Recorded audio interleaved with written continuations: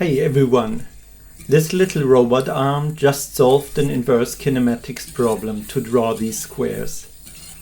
I built it from scratch, and in this video I'll walk you through the individual steps. Such a two-link planar arm is probably the simplest possible machine to experiment with forward and inverse kinematics.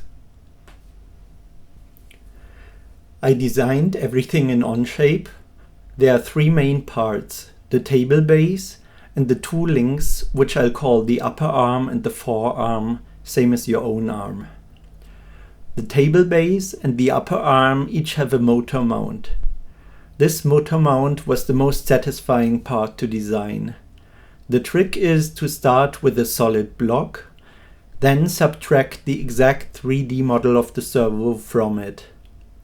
Before subtracting, I offset some faces of the motor model slightly to leave a bit of clearance, otherwise the fit would be too tight. Then the motor just drops in and it fits perfectly. No measuring, no guessing. 2 hours on the printer and it all came together. Mechanically, it's about as simple as a robot arm can be, and that's intentional. At this stage, I don't want to spend too much time with complex setups. Before the arm can do anything useful, the servos need to know where straight ahead is. These are VTEC STS3215 servos. They give you a position reading from 0 to 4096, where 2048 is the center of the range. There is a firmware command for this, so that the servo stores its current physical position as the new center. Move the arm to your desired home position by hand, run the command, done. Both servos now read 2048 when the arm is straight. The servo talks in ticks, integers from 0 to 4096 for a full revolution. To do any real math, we need real angles, so there's a small conversion. Forward kinematics answers the question, given two joint angles, where is the pen tip in XY coordinates?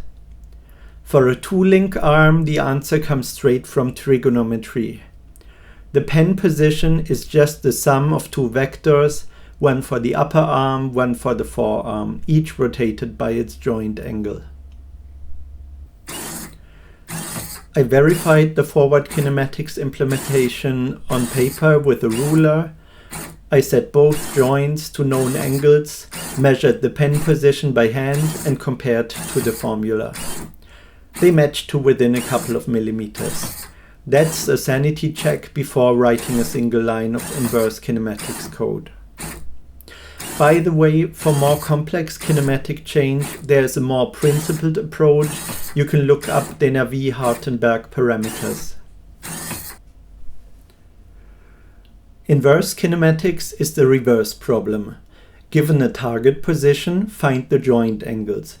This is where it gets interesting. The trick for a two-link arm is to square both forward kinematics equations and add them together. You can find the details in many videos or other sources, since this is such a popular example. There's one caveat. For any reachable point, there are two solutions, elbow up and elbow down. They are mirror images of each other. You pick one and stay consistent throughout the drawing, otherwise the arm can suddenly flip mid-path. To test my setup, I had the arm draw a square. The key insight is that you can't just send the four corners. The servos move independently from each other, so the tip would follow arcs between them. Instead, we have to interpolate waypoints along each edge, forcing the arm to hold a straight line in Cartesian space. And it works. I hope you liked this video. I'd be happy to hear any of your comments or suggestions. See you next time.